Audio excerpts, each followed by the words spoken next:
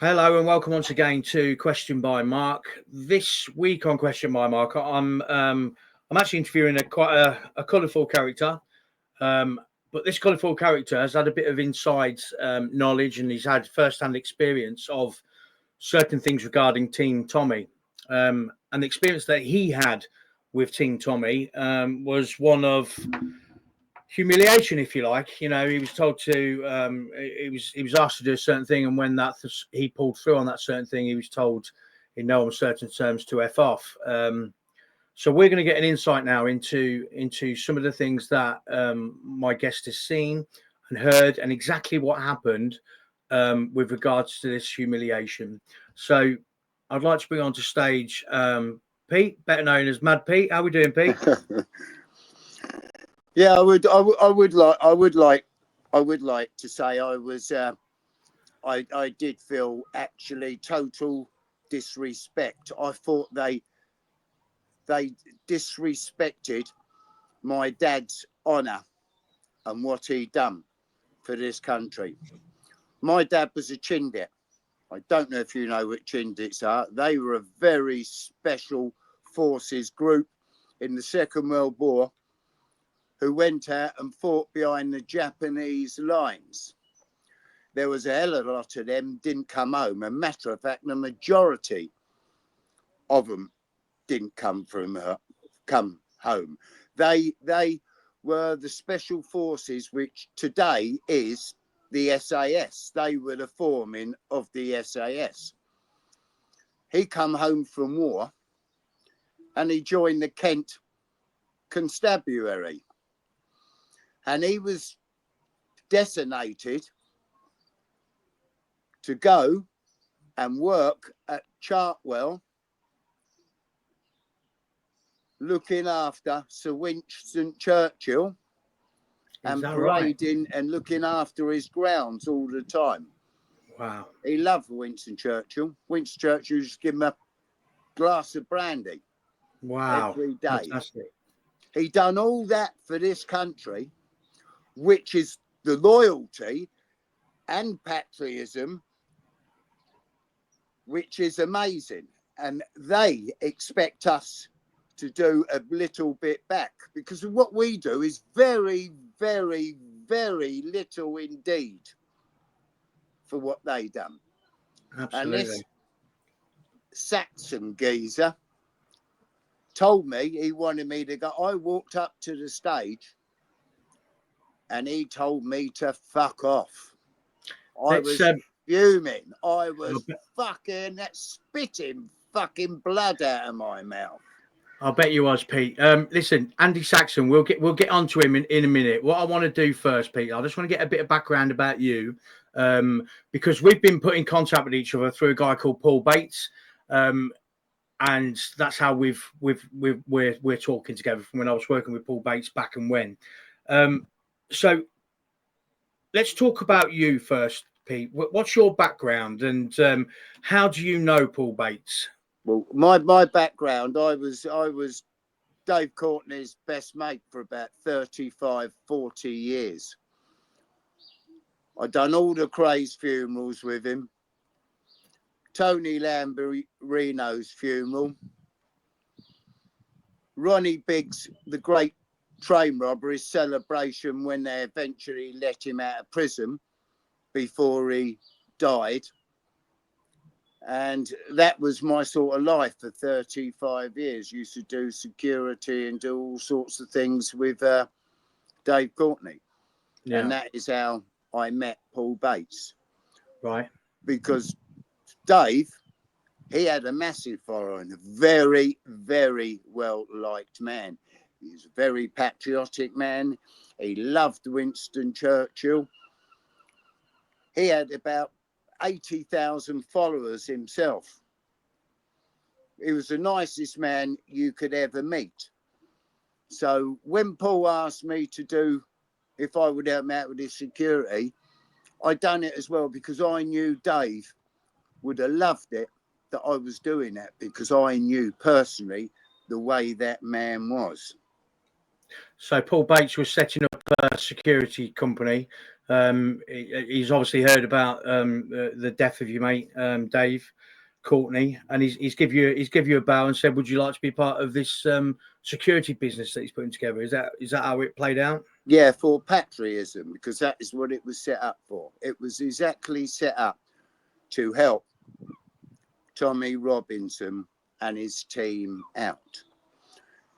Okay. We built an amazing team. We got about 60 or 70 of us, it was. I actually phoned that Richard up and I said to him, I think you need to get a committee now, because this group is getting big and very professional. They said no, they didn't want that. They did not want it to get professional, because I think they were scared, and that is why they were kept going on about Paul getting too powerful, that we were going to expose them for things. So when you say Richard, Pete, is that Richard Inman?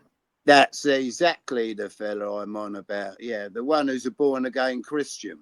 That's the one. Yeah, hides behind his Christian cloak. He's about as much as Christian as I am a Hindu. Yeah.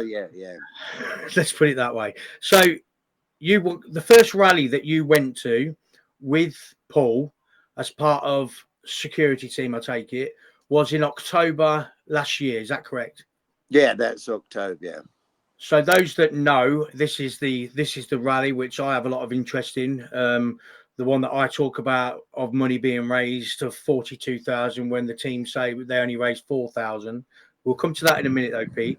So this is the first rally you've been on. Can you just talk me through the day? Because I know you've told me that it was a lovely day. You know, people coming together and all that kind of thing. Yeah, it was an amazing day. It's the crowds. It was so patriotic. All the flags flying and all the Englishness. It just made you feel so good to be to feel English. And that is what the buzz of it all is, the immense crowd of flags and people utterly enjoying themselves.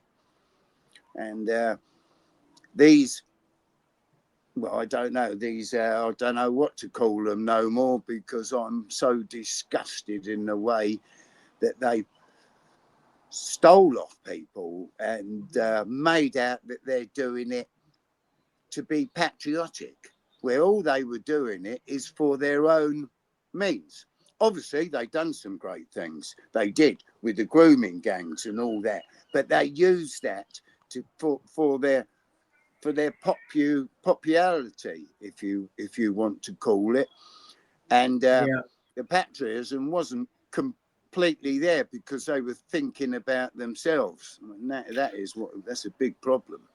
I've said this before, Pete, and I've said it quite regularly over the last few weeks, is that they do good to enable their bad. And that now the good is the grooming gangs. It's exposing certain people, but let's not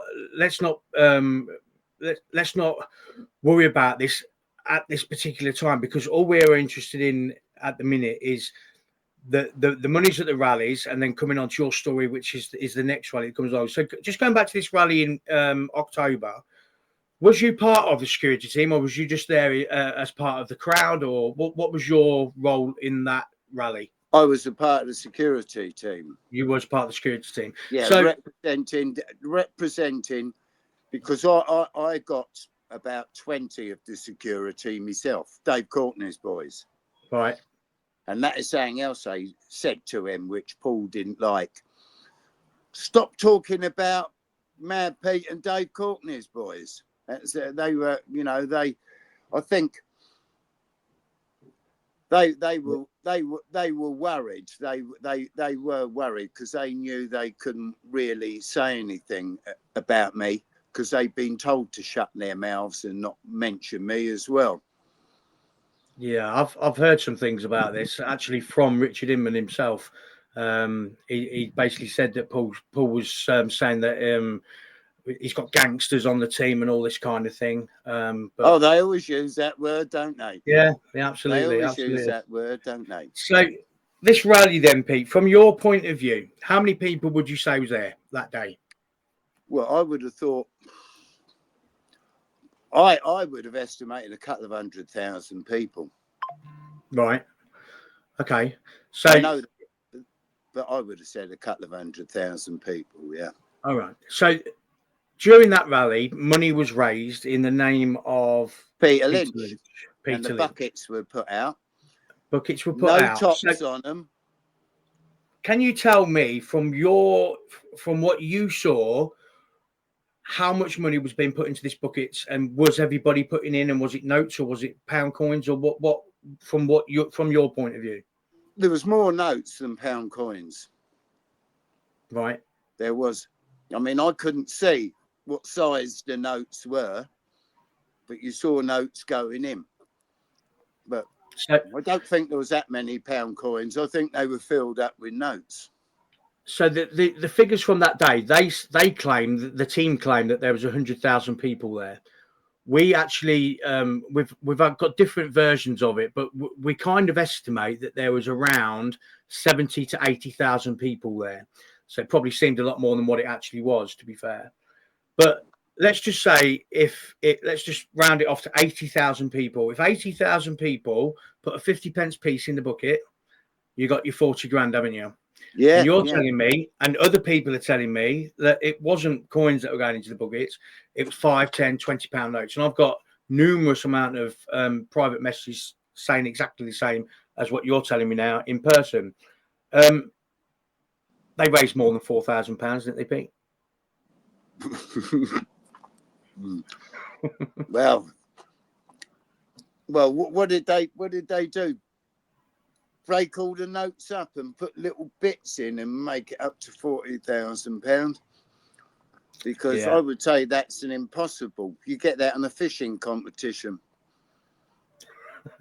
So I can't see where that figure come from. That doesn't seem. 4,000. I mean, people, not with that amount of people anyway.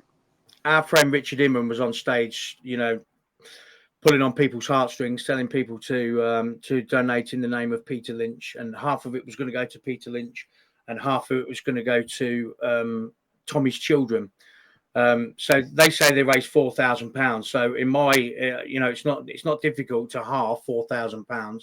That's £2,000 each, and yet they only want to try and give Peter Lynch and his family £1,000.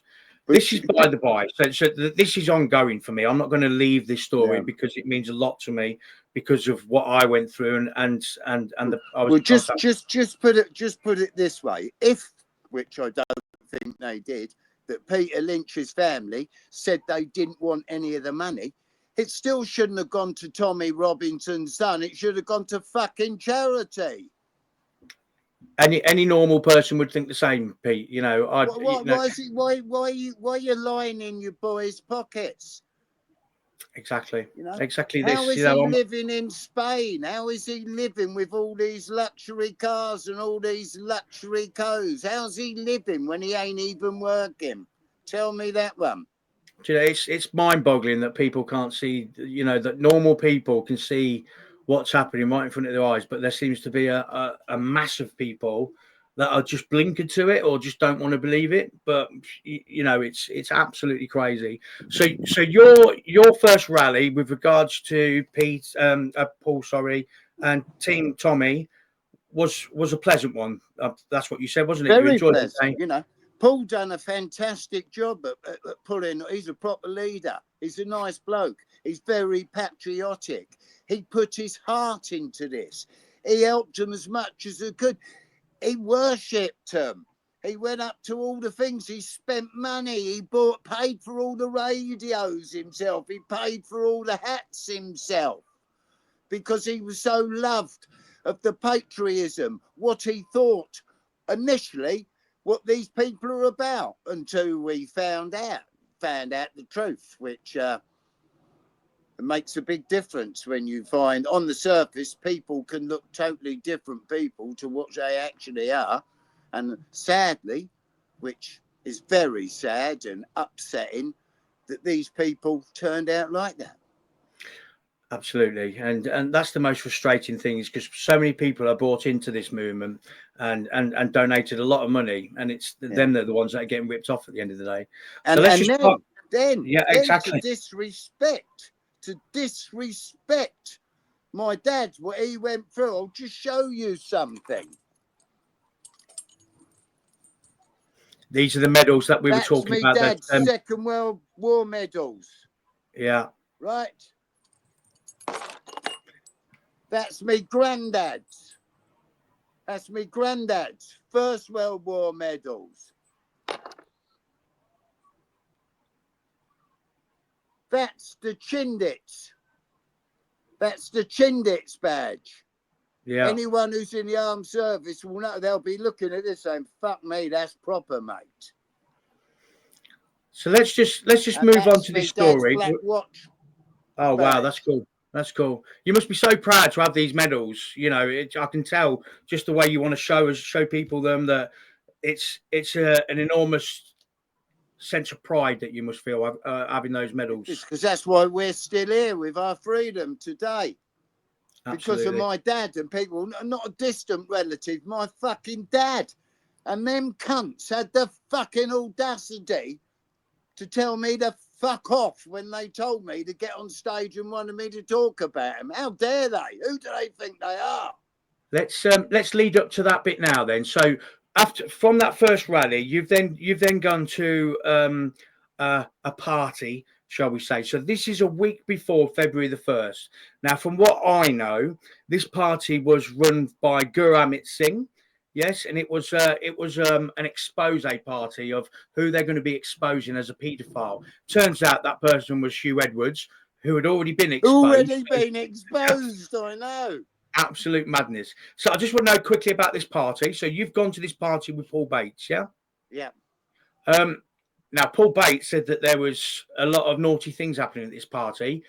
Can you tell me your side of things with regards to what people were inhaling and drinking and what have you? Oh, well, well, you all can guess, can't you? I'm not gonna mention the illegal stuff, but yeah, you know Okay. what I'm on about. No, Yeah. that's fine. And you're more.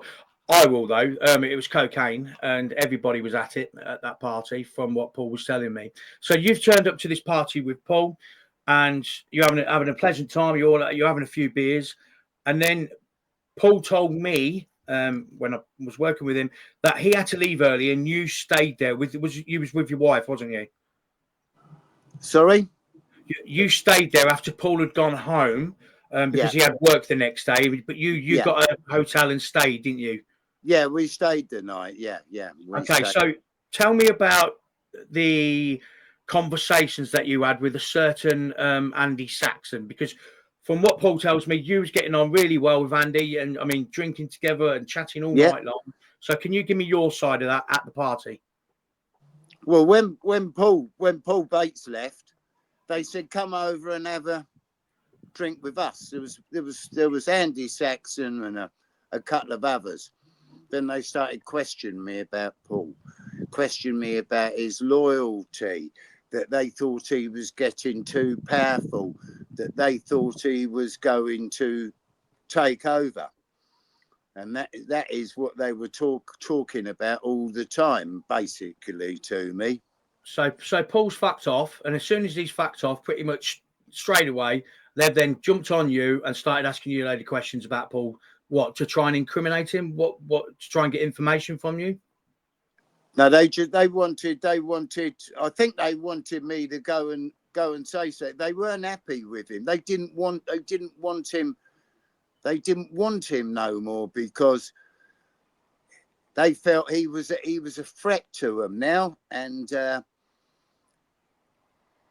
he was scaring them. He was scaring them, thinking that he might expose all sorts of things that they're up to.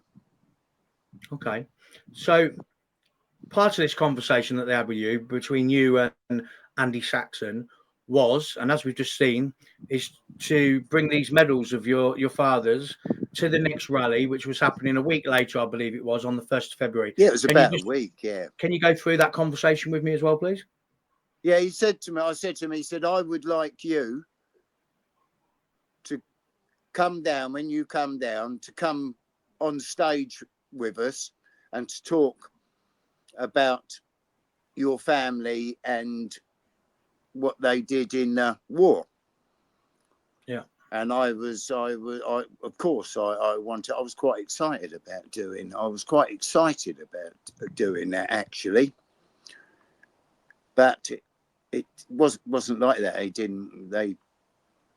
They didn't want that. That was just a ploy. That was just a ploy. Okay, so let's move forward a week then. So it's February the 1st.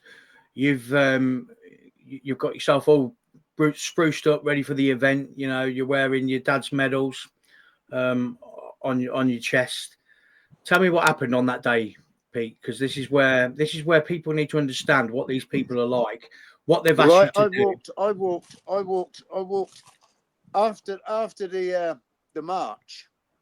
When everyone got to the stage after the march, which is absolutely beautiful. I really enjoyed that. That is the bit I enjoy about it all. I walked up to the stage, and they went, "Who are you?" I said, "You know I've been invited to go." No, you haven't been invited to go on stage, and you're not coming. I said, I'm not your normal person. Don't you know? Don't you know that I've been invited? No. They went, just fuck off. Just fuck off. So who's the one telling you to fuck off? From what I've been told is that it was Andy Saxon that invited you in the first place. Said, It "Come on, was Andy middles," Saxon and then it invited was me. Andy Saxon that told you to fuck off. Yeah, I know. It doesn't make sense to me. So, Well, it does now. It does now because so what were they trying to achieve though? Because as far as I can see, that's just a childish, stupid thing, like a power trip, they were and trying ultimately to make. it makes them look weak and stupid, Yeah, and makes you, you know. but they were trying to do that to us, to the security team, because the next day, if you ever saw any urban scoop messages, all what they say and all what they said were complete, utter lies. They said that we were trying to force ourselves on stage when, this is what they said, we couldn't let you backstage because we was having to protect Tommy Robinson's boy. Well, that doesn't make sense anyway, because surely the more security you had behind there, the more protected his boy would have been. So what a load of bullshit that is.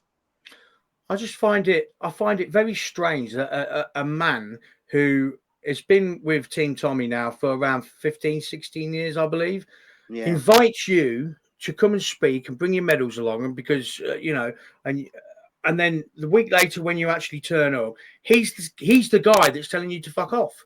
I don't quite understand that bit of it. I don't understand what they were trying to achieve. But after you've just spoken, then I think putting two and two together, you're telling me that they think that Paul Bates was trying to take over, that he was getting too big for his boots, that he was trying to take over the movement. Yeah. And then a week later, they've invited you down, part of Paul Bates's security team, and your friends and all that kind of thing. And they humiliate you by telling you to fuck off when you've gone to the stage to show your medals off. Do you think that was their way of, on a power trip, to say we're in charge? This is we won the show, What not I you lot. think what it was, they didn't want any changes to their movement. Now, it was the rallies, since Paul started doing the security, started getting very, very big. When something gets big, you need more organisation. You need committees. Things have to be organised more because it's starting to get professional now, which is exactly what something like that needs. They didn't want that. They wanted to be in the same place as they was 10 years ago with their little power buzz. They didn't want to lose anything. They didn't want anyone coming in. Well, I think that's the main thing, isn't it? You go professional, then you have to act professional. And Well, they're so far detached yeah, from professional. It's unreal. I mean, the things these people get up to, the yeah, substances that they inhale, the the amount of money they steal from patriots, from patriotic people that turn up at yeah. these rallies, that put monies in buckets when Team Tommy are pulling on heartstrings. That's what I think that was all about. You can't have a professional outfit and do professional things if you are doing what these guys are doing. No, Dave. And the crowds were getting that big. Is where you needed good security team. Even the police disbanded, and we run the crowds, which has never happened before. The police were so happy with us, they dispersed. You'll see on Liam Gavin's on the October one. You'll see the police go dismissed, and they all went to the sides and let us carry on with it because we were running it so well. So who was running the show on February the 1st? Because at this point, Tommy Robinson's in Nick. Was it Andy Saxon who was running the show? I don't quite get Andy Saxon's role within the movement. I know he's part of. I would say I don't know. I would say, running the show. I think we as the security, Paul Bates and us were running the show. You didn't see you only saw them on stage. Yeah. Yeah. I'm just trying to get to the understanding how Andy Saxon can and ask you to do one thing, and he's the person that tells you to fuck off a week later. Yeah. So he must think that he's quite well to do within the movement. He's one of the head honchos, that he's at the top dining table. Would that fit in with what you've seen? Yeah, because he didn't want to come off the top dining room table. He didn't want to go back on a council estate no more. That is why he didn't want us around, because his position was in jeopardy, because people with better qualifications and understanding were coming up next to him, and he couldn't have that. He couldn't and wouldn't step backwards to let the organisation expand for the patriotism for this country. All they're interested in is their little power trip, not the people. Their little power trip. The power trip, the money, and the lifestyle. I think that's what the grift is all about. It's maintaining a lifestyle, maintaining habits, doing good to enable bad. Pete, I just want to show you a clip from another rally that you've been on to recently. So this is Bricklayer's rally, and a video was put out of you two, which I find, actually brought a tear to my eye listening to you two there. You can just see the joy on your face. So just have a listen to this, Pete. I understand your dad come today and it's your birthday, so I want to sing birthday, Alicia. Happy birthday to you. Happy birthday to you. Happy birthday, dear Alicia. Happy birthday to you. 3 cheers for Alicia. Hip hip. Hooray! Hip hip. Hooray! Hip hip. Hooray! Alicia, thank you very much. So that's you, Pete, with Bricklayer at Bricklayer's event at the weekend. How was that in comparison? Because from what I saw from that event, everybody was singing, dancing. It was like a party. It was fantastic. Like a party.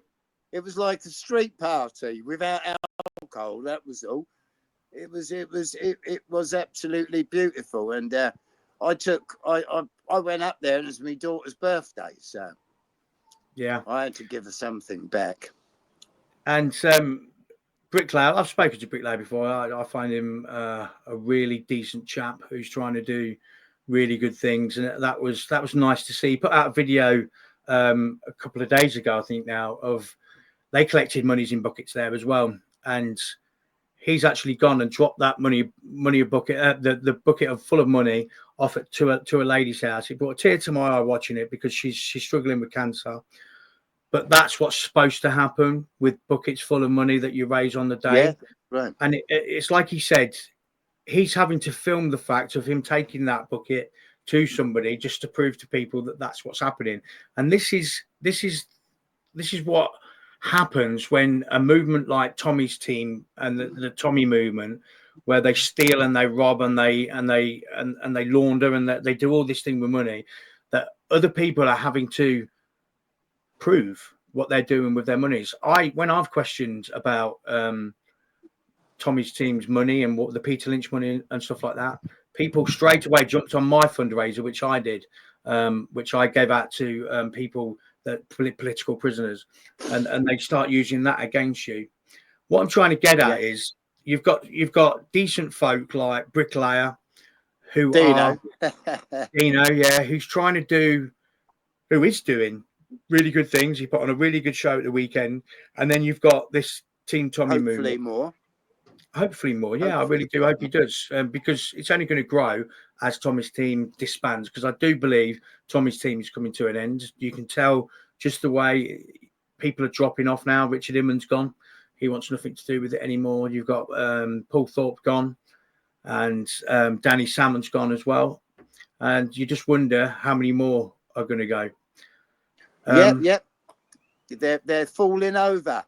They're all falling over like Skittles. And it's karma. It's just karma. Keep knocking another one down, haven't you? That's what you've got to do.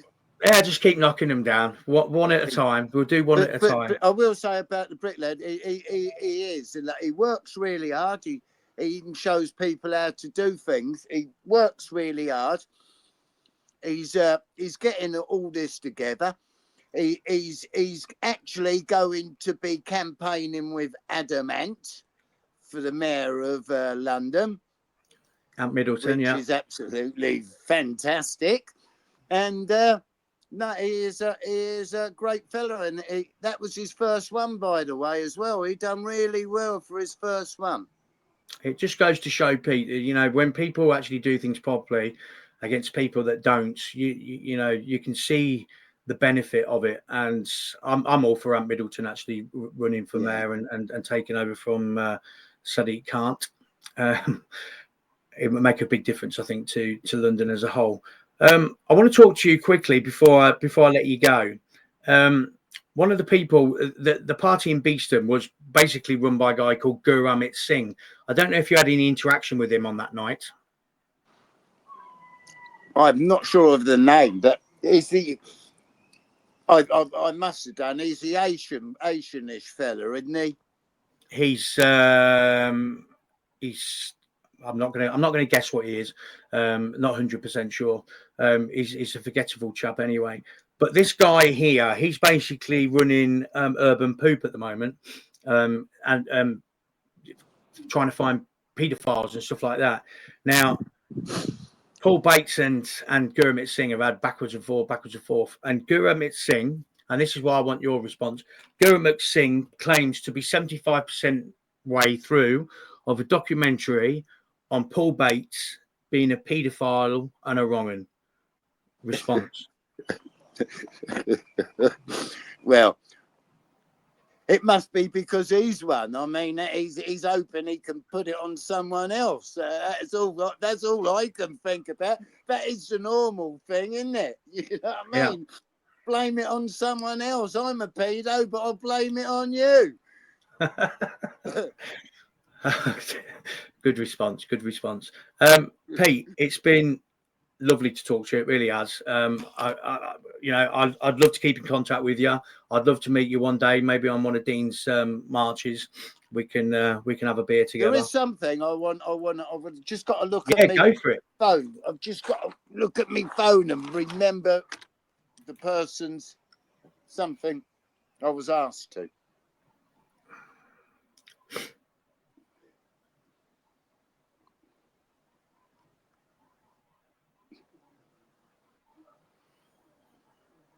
Something you've been asked to say, is it? Yeah, right. Oh, right, yeah. Andy Saxon, how is your King's Garb, mate, in London? Well done, mate. Pete, cheers for that. I really appreciate your time today. We'll get this out, and we will let people know just exactly who these people are. And you know, it's nothing on you. It shows more about their weakness than yours, Pete. So I haven't got a weakness. exactly. But you know, there's not a one person. They might do, but there's no one. And I know a hell of a lot of people. I've never had a bad word said against me. So why don't you lot try? Pete, I'll leave you to it, mate. Thanks a lot. All right, and speak soon. Bye. Cheers. There we go. So I can tell you what happens with things that go on within these rallies and buckets, things like that. So it's always good to get somebody else's opinion, somebody else's thought process, somebody else's eyes on the situation, you know, other than myself or anybody else that calls out Team Tommy on the wrongs that they do. So I really appreciate Pete's time, and I think the message he was getting across there, and I'll say the message as well because I know what he was supposed to say, and he said it right. And that is, Andy Saxon, could you please tell us, maybe comment on this video, Andy, or if you send a message or something like that, just a response will do. Could you tell us what it's all about with regards to your King's Guard, mate, in Putney in London? This, I keep hearing this. What exactly is it all about? Can you respond to that? That would be great, and then I can forward that on to where it needs to go. Listen, everybody, it's been great again as always, and I will speak to you soon.